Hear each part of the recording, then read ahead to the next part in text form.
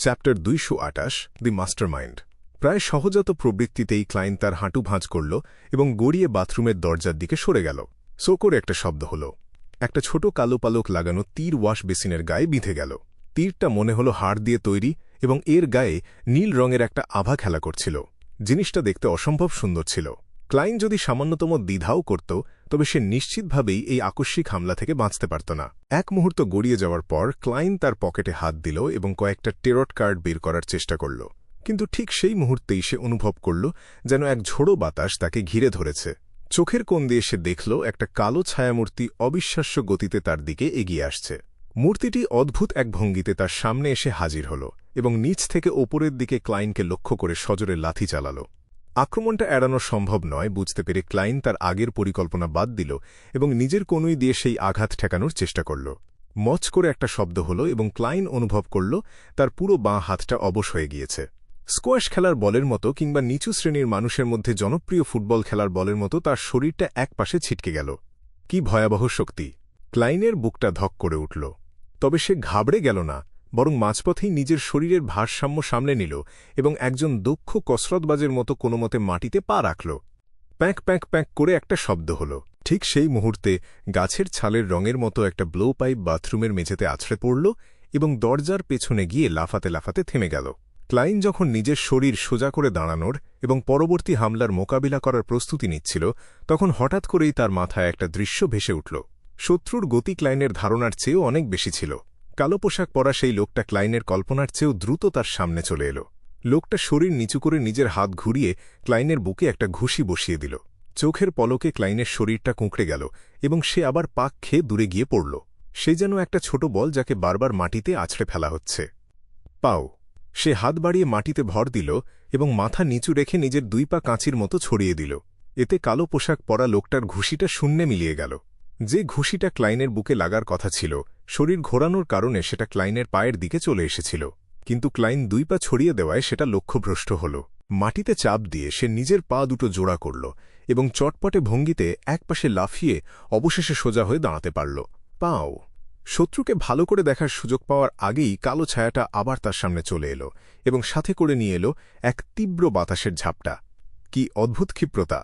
ক্লাইন দ্রুত নিজের দুই হাত সামনে তুলে বাধা দেওয়ার চেষ্টা করল। ধপ করে একটা শব্দ হল এবং ক্লাইনের মনে হল সে যেন একটা বিশাল কালো ভাল্লুকের সাথে ধাক্কা খেয়েছে। সেই প্রচণ্ড শক্তি সহ্য করতে না পেরে সে টলতে টলতে পেছনের দিকে সরে গেল। ধাক্কায় তার দুই হাত প্রায় অবশ হয়ে গিয়েছিল। ঠিক সেই মুহূর্তেই ক্লাইন শেষ পর্যন্ত তার আক্রমণকারীকে চিনতে পারল। লোকটার গায়ের রং তামাটে, শরীরটা বেশ শক্তপোক্ত এবং চোখের কোটরগুলো বসা। সে আর কেউ নয়, জ্যাঙ্গার গ্যাংয়ের সেই যমদূত মেডসল্ট। এই লোকটাই আজ সকালে ডিটেকটিভ মরিয়ার্টির সাথে দেখা করতে এসেছিল। প্যাঁক প্যাঁক প্যাঁক! চোখের কোণে এক হিংস্র চাউনি নিয়ে মেডসল্ট তাকে তাড়া করে এলো। সে তার দুই হাত ঘুরিয়ে অনবরত ক্লাইনের দিকে লেফট হুক আর রাইট পাঞ্চ ছুড়তে লাগল। ক্লাইন আর তার প্রতিপক্ষের শক্তির পার্থক্যটা একদম পরিষ্কার ছিল। সে সরাসরি লোকটার মোকাবিলা করতে পারছিল না। তাকে নিজের চপলতা আর বিপদের আগাম আভাস পাওয়ার ক্ষমতার ওপর নির্ভর করতে হচ্ছিল। এভাবেই সে কোনোমতে মেডসল্টের ঘুষির হাত থেকে নিজেকে বাঁচিয়ে চলছিল। না, আমাকে আমার নিজের বুদ্ধিকে কাজে লাগাতে হবে। এমন একটা চিন্তা মাথায় আসতেই ক্লাইন সরাসরি লড়াই করা বন্ধ করে দিল। সে তার শরীর নিচু করল এবং একপাশে গড়িয়ে সরে গেল। মট করে একটা শব্দ হল। মেডসল্টের লাথিতে একটা চেয়ার ভেঙে চুরমার হয়ে গেল। ক্লাইন এক হাতে মাটিতে ভর দিয়ে কোমরের শক্তিতে বারবার গড়াতে লাগল। সে একটা সুযোগ খুঁজছিল যাতে তার টেরট কার্ড আর নিজের বানানো চার্মগুলো ব্যবহার করতে পারে। Tap tap tap! মেডসল্ট দ্রুত তাকে ধরে ফেলল এবং একের পর এক লাথি চালাতে লাগল। সেগুলো তার হাতের ঘুষির চেয়ে কোনো অংশেই কম গতির ছিল না। সে যেন একটা বিশাল ভাল্লুক, যার শরীরে অসম্ভব ক্ষিপ্রতা আছে এবং যার কোনো দুর্বলতা নেই। তার মুহুর্মুহু আক্রমণের কারণে ক্লাইনকে শুধু প্রাণ বাঁচাতেই হিমশিম খেতে হচ্ছিল। কার্ড বের করার বা চার্ম ব্যবহার করার মতো কোনো সুযোগই সে পাচ্ছিল না। কাঁচা! Boom boom! একটা চেয়ার ভাঙল। টেবিলটা উল্টে গেল। জামাকাপড় রাখার স্ট্যান্ডটা ধপাস করে মাটিতে পড়ল। ক্লাইন সারা ঘরময় পাক খাচ্ছিল, কিন্তু তার অবস্থা ক্রমেই খারাপের দিকে যাচ্ছিল। এভাবে চলতে পারে না। সে অনবরত সরছিল আর গড়াচ্ছিল, যে কোনো উপায়ে পরিস্থিতি নিজের নিয়ন্ত্রণে আনার সুযোগ খুঁজছিল সে। হঠাৎ তার মাথায় একটা বুদ্ধি এলো যখন সে বসার ঘরের কফি টেবিলটা দেখতে পেল। বুম! ক্লাইন এক হাত দিয়ে একটা আঘাত ঠেকাল এবং অসহ্য ব্যথা সহ্য করে এক লাফে বসার ঘরের দিকে চলে গেল। ঠিক সেই মুহূর্তে মেরসল্টের পায়ের পেশিগুলো হঠাৎ করে ফুলে উঠল, যেন সেগুলোতে বাতাস ভরা হয়েছে। বুম!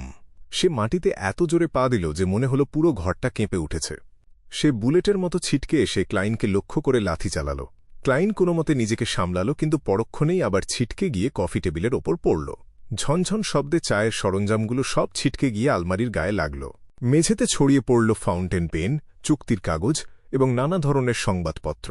কালো কোট পরা ডিটেকটিভ আঘাত পেয়ে দুর্বল হয়ে পড়েছে এবং এই মুহূর্তে উঠে দাঁড়াতে পারবে না দেখে মেরসল্টের চোখে এক হিংস্র আনন্দ ঝিলিক দিয়ে উঠল। চীনামাটির ভাঙা টুকরোগুলোর ওপর দিয়ে সে সামনের দিকে স্লাইড করে এগিয়ে এল এবং তার হাঁটু দিয়ে ক্লাইনকে পিষে ফেলার চেষ্টা করল। দৃশ্যটা দেখে ক্লাইনের চোখ দুটো অন্ধকার হয়ে এল। তার হাতে তখন একটা চুক্তির কাগজ ছিল। সে বিপদের আগাম সতর্কবাণী অগ্রাহ্য করে এই কফি টেবিলের কাছে ছুটে এসেছিল শুধুমাত্র একটা চুক্তির কাগজ বা খবরের কাগজ হাতে পাওয়ার জন্য। মেরসল্টের হাঁটু যখন প্রায় তার গায়ের ওপর চলে এসেছে, তখন ক্লাইনের কবজিটা একবার কেঁপে উঠল। ঠিক সেই মুহূর্তে তার মনে আবার একটা দৃশ্য ভেসে উঠল। দৃশ্যে দেখা গেল মেরসল্টের ঘাটটা পেছনের দিকে মচকে গিয়েছে। সো করে একটা শব্দ হল। ক্লাইন তার কবজিতে সামান্য চাপ দিয়ে হাতের চুক্তির কাগজটা ছুঁড়ে মারল। কাগজটা যেন ইস্পাতের তৈরি একটা ডার্টের মতো মেরসল্টের গলার দিকে ছুটে গেল। সেই মুহূর্তে তাদের মধ্যে দূরত্ব 1 মিটারেরও কম ছিল।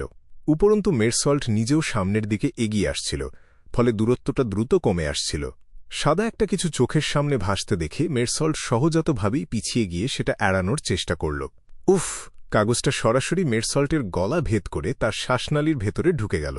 বুদবুদ ওঠা রক্ত ফোয়ারার মতো বের হতে লাগল এবং মেরসল্ট ক্লাইনের সামনে ধপাস করে আছড়ে পড়ল। তার হাঁটু দুটো সজোরে মাটিতে আঘাত করল। হাফ হাফ হাফ! সে রক্তমাখা কাগজটা টেনে বের করে আনল এবং নিজের গলা চেপে ধরল, কিন্তু ক্ষতস্থান থেকে রক্ত ঝরা সে বন্ধ করতে পারল না। ধীরে ধীরে তার চোখের মণিগুলো স্থির হয়ে যেতে লাগল।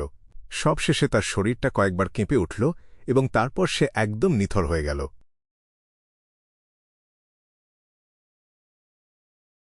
ক্লাইন নিজেকে সামলানোর জন্য কিছুটা সময় নিল। তারপর শরীরে শক্তি ফিরে পেতেই সে ঘুরে দাঁড়িয়ে সোজা হল। তার আঙুলের ফাঁকে তখন কয়েকটা টেরট কার্ড রাখা ছিল। সে সতর্ক ছিল যাতে অন্য কোনো শত্রু তাকে আক্রমণ করতে না পারে। নিজের স্পিরিট ভিশন বা আত্মিক দৃষ্টি সক্রিয় করে সে নিশ্চিত হল যে লোকটা মারা গিয়েছে। সে ঘরের চারপাশটা একবার দেখে নিল, কিন্তু অন্য কারো উপস্থিতি টের পেল না। তখন সে কিছুটা শান্ত হল। সে দেখল দুটো চেয়ার ভেঙে গেছে, কফি টেবিলটা কয়েক জায়গায় দুমড়ে গেছে এবং মেঝেতে চীনামাটির টুকরো ছড়িয়ে ছিটিয়ে আছে। পুরো বসার ঘর, ডাইনিং রুম আর সদর দরজার সামনের জায়গাটা একদম লণ্ডভণ্ড হয়ে গিয়েছে। মাথা নিচু করে সে দেখল তার স্যুটের হাতাটা ছিঁড়ে গেছে এবং কাপড়ের ওপর ধুলোবালি মেখে আছে। হঠাৎ ক্লাইন বিষণ্ণ হাসিতে নিজেকেই নিজে বলল, এই স্যুটের খরচ যে কারো কাছ থেকে আদায় করা যাবে না। হাঁ হাঁ হাঁ হাঁ হাঁ হাঁ হাঁ! সে এমনভাবে হাসতে লাগল যেন সে দুনিয়ার সবচেয়ে মজার কোনো কিছুর দেখা পেয়েছে। হাসতে হাসতে তার শরীরটার সামনে পেছনে দুলতে লাগল। পুরো বাড়িময় শুধু তার হাসির শব্দ প্রতিধ্বনিত হতে লাগল। কয়েক সেকেন্ড পর ক্লাইন হাসা থামাল এবং গম্ভীর মুখে মৃতদেহের দিকে এগিয়ে গেল। সে এখন এই মৃত ব্যক্তিকে কথা বলাতে চায়। আত্মার সাথে কথা বলার বা মিডিয়ামশিপের আনুষ্ঠানিকতা ক্লাইনের বেশ চেনা। সে নিজের প্রার্থনাতেই সাড়া দিয়ে সুগন্ধি তেল নাকে নিল এবং স্বপ্নের মাধ্যমে ভবিষ্যৎ বলার কৌশল ব্যবহার করে ফিসফিস করে বলল, মেরসল্টকে এই মিশনে পাঠানো মাস্টারমাইন্ডকে। শীঘ্রই তার চোখের মণি দুটো কালো হয়ে গেল এবং সে এক ধোঁয়াটে ধূসর জগতে প্রবেশ করল। হঠাৎ সেই ধূসর জগৎ এবং ছায়াগুলো বদলে যেতে লাগল। তার সামনে ভেসে উঠল অসংখ্য দৃশ্য আর ছবি। মেরসল্টের সামনে দাঁড়িয়েছিল টুপিহীন একজন মধ্যবয়সী লোক। লোকটার সাদা শার্টের কলার আর হাতায় পাপড়ির মতো সুন্দর কারুকাজ করা ছিল, যা তাকে বেশ রাজকীয় লুক দিচ্ছিল। এর সাথে একটা আটসাট কালো ভেস্ট আর সরু ট্রাউজার পরে লোকটাকে বেশ জাঁকজমকপূর্ণ দেখাচ্ছিল। এই লোকটার চুল বাদামি আর চোখের মণি নীল। সরু মুখ আর হালকা দাড়িওয়ালা লোকটা দেখতে বেশ সুদর্শন একজন ভদ্রলোক। সে মেরসল্টের দিকে তাকালো এবং গম্ভীর গলায় বলল, তুমি যা করো না কেন, নিশ্চিত করো যেন ইয়ান রাইটকে জীবিত পাওয়া যায়। যদি সে মারা যায় তবে 1 ঘণ্টার মধ্যে তাকে আমার কাছে নিয়ে আসবে। সম্ভব হলে 15 মিনিটের মধ্যেই আনবে। জি, মিস্টার অ্যাম্বাসেডর। মেরসল্ট তার উদ্ধত স্বভাব লুকাতে পারল না, তবে তবুও সে তার মাথা নিচু করে রাখল। দৃশ্যটা ভেঙে গেল এবং ক্লাইনের কপালে ভাঁজ পড়ল। Mister ambassador.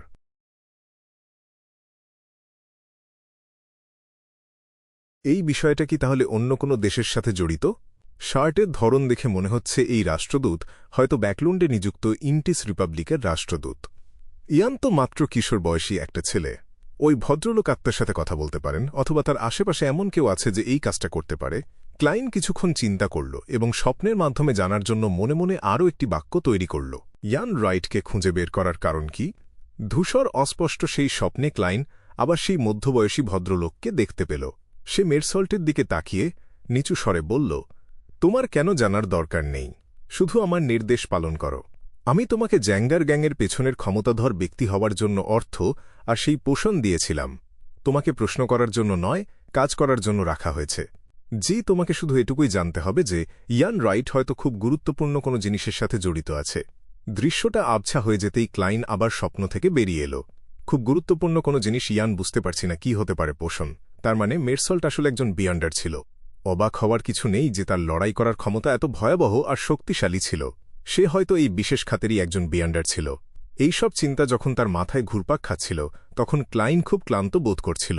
নিজের প্রার্থনায় সাড়া দিতে গিয়ে তার অনেক বেশি আধ্যাত্মিক শক্তি ব্যয় হয়ে গিয়েছে। সে বুঝল যে তার মিডিয়ামশিপের ক্ষমতা আগের মতো হতে হলে তাকে অন্তত সিকোয়েন্স 7 হতে হবে। অনুষ্ঠানটি শেষ করে আধ্যাত্মিক দেওয়াল সরিয়ে নেওয়ার পর ক্লাইন মেরসল্টের মৃতদেহের দিকে তাকাল এবং বেশ কিছুক্ষণ সেটি পর্যবেক্ষণ করল। অবশেষে সে মেরসল্টের গলার ক্ষতের কাছে আধ্যাত্মিক আলোকরশ্মি জমা হতে দেখল।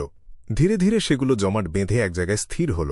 সাবধানে সেটা ধরে ক্লাইন একটা গাঢ় লাল রঙের জিনিস বের করে আনল।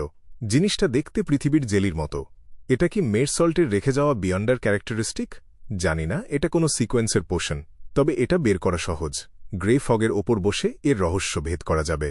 তাত্ত্বিকভাবে বললে লো সিকোয়েন্সের বিয়ন্ডারদের এই ক্যারেক্টারিস্টিক অন্য কোনো উপকরণ ছাড়াই কাউকে সেই শক্তি দিতে পারে, কিন্তু সেটা সরাসরি খেলে যে কেউ সাথে সাথে পাগল হয়ে যেতে পারে। লো সিকোয়েন্সের পোষণ তৈরিতে যেসব সহায়ক উপাদান লাগে সেগুলোতে কোনো আধ্যাত্মিকতা থাকে না বললেই চলে। ক্লাইনের মাথায় অনেক কিছু ঘুরছিল, কিন্তু সে নিজেকে শান্ত করে কাজে মন দেওয়ার চেষ্টা করল। তার সামনে এখন একটা মৃতদেহ পড়ে আছে। এরপরে কি করা উচিত তা ভেবেই তার মাথায় যন্ত্রণা শুরু হল।